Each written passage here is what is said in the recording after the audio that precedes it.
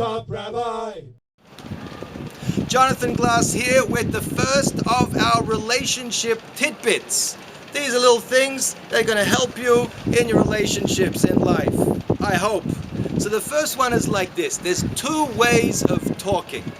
Okay? There's two ways of talking. The first way of talking is to convey information. Now, usually, and I'm stereotyping a little bit, but men are pretty good at this. In other words, you hear men on the telephone. Okay, when are we going to do it? When's the meeting? 9 o'clock. Okay, I'll be there. Technical details. Get the information across. Understand the information. Clarify the information. We got it. That's it. Bye. That's one way of talking. But there's a whole other way of talking that human beings use. Again, it's stereotyping, but some like to say that women generally like the second way of talking more. They favor it. And what's their way of talking? Talking creates closeness.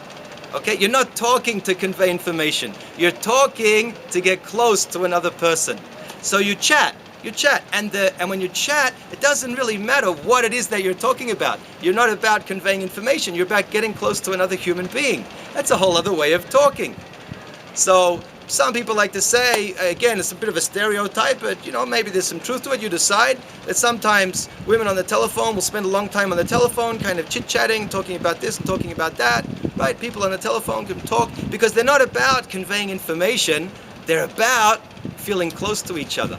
So sometimes in marriages, sometimes in relationships, you sometimes get these situations where one partner uses talking to convey information, and the second partner is using talking to feel close.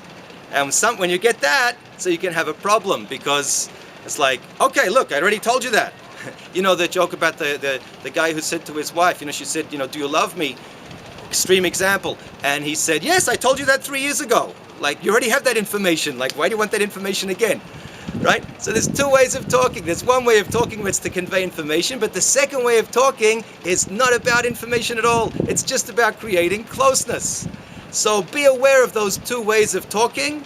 And if you're used to using one, especially if you're only used to the conveying information type, experiment. Get out of your comfort zone and try the other type. Good luck.